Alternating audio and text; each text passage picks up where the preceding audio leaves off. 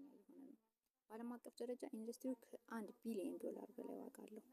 በህንድ ብቻ ከ200 ሚሊዮን የአሜሪካን ዶላር በላይ ሲሆን ህንድ ከሆንግ ኮንግ ቀጥሎ ሁለተኛዋ ትልቅ የሰው ፀጉር ላኪ ነች። ሆኖም ፀጉር ከሌሎች ክልሎችም ይገኛል። ይህም ቻይና፣ የደቡብ ምስራቅ እስያ እና የምስራቅ አውሮፓ ክልሎችን ያካትታል። እያንዳንዱ ክልል የተለያየ መሰብሰቢያ ዘዴ ይጠቀማል።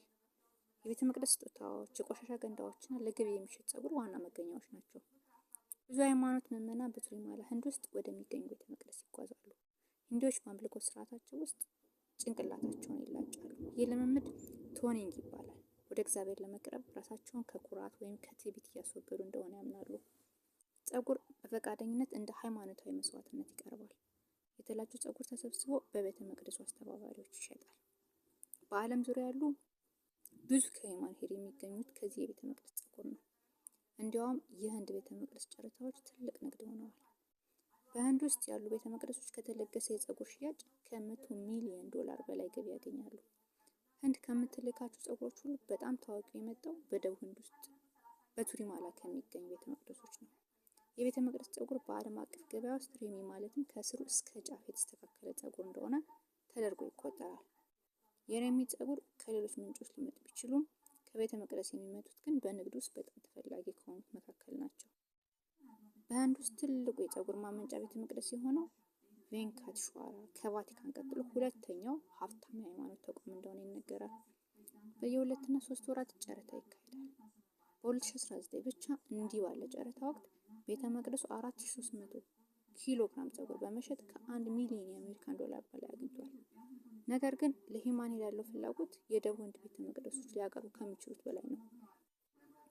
አንዳንድ ኩባንያዎች የእንስሳትና የሰው ሰራሽ ፋይበሮችን ከሰው ፀጉር ጋር በማዋሃድ 100% የሰው ፀጉር አድርገው ይሸጡታል። ሌላው መንገድ ሂውማን ሄር ከግለሰቦች ይገዛል። የአካባቢው ፀጉር ነጋዴዎች እንደ ቻይና፣ ህንድ፣ ማይናማር እና ቬትናም ባሉ ሀገሮች ወደሚገኙ መንደሮች በመጓዝ ይሰበስባሉ። ነገር ግን ክፍያው ብዙ ጊዜ በጣም ዝቅተኛ ነው። በተለይ ገጠራማ በሆኑ ቦታዎች ሴቶች ለዓመታት ለማደግ የሚፈጅ ፀጉርን ከ2 እስከ 3 ዶላር ብቻ ሊሸጡ ይችላሉ። በተቃራኒ የአውሮፓ ሴቶች ፀጉር ከሌሎች ክልሎች ጋር ሲነጻጸር ከፍተኛ መጠን ያለው ገንዘብ ያገኛሉ። አቅርቦቱ ውስን ስለሆነ እና የፀጉር አይነቱ ተፈላጊ ስለሆነ የአውሮፓ ሂውማን ሄር ውድ ነው።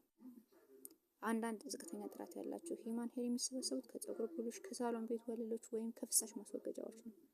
ይህ ፀጉር የሚጸዳና የሚሰራ ቢሆንም ብዙ ጊዜ ዝቅተኛ ጥራት አለው።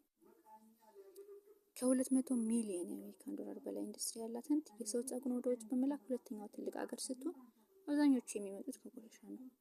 በየምሽቱ ለ2 ወይም ለ3 ሰዓታት ከዋዳዋር ማህበረሰብ የተውጣጡ ሰዎች በማዕከላዊ ህንድ ናግፑር ከተማ በሚገኘው የጋንጋናር ገበያ ጥግ ላይ ይሰባሰባሉ። በገበያ ውስጥ ፀጉር የተሞሉ ከረጢቶች ከማበጠሪያዎች፣ ከሻወር ማስወገጃዎች እና ከቆሻሻ መጣያዎች የሚመጡ ናቸው። ብዙ ሰዎች ሳያውቁ የሚጥሏቸው ፀጉሮች በጋንጋናር ውድ ናቸው። ከ1 እስከ 3 ቀናት ከሚሰበስብ ማበጠሪያዎች ከሚገኝ ፀጉር ወደ 7 የአሜሪካን ዶላር ሊያመጣ ይችላል።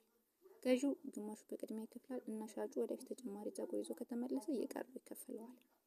በናግፑር እና በሌሎች የህንድ አካባቢዎች የቆሻሻ ማበጠሪያ የሚሰበስቡ ቤተሰቦች አነስተኛ ገቢ ስላላቸው ከእጅ ወደ አፍ የሆነ ኑሮ ይኖራሉ። ፀጉርን የሚሰበስቡና የሚፈቱ ሰዎች ብዙ ጊዜ ከፍተኛ ችግር ውስጥ ይኖራሉ። ነገር ግን በመጨረሻ ፀጉሩ በከፍተኛ ገንዘብ በአውሮፓ፣ በሰሜን አሜሪካ ወይም በአፍሪካ ይሸጣል።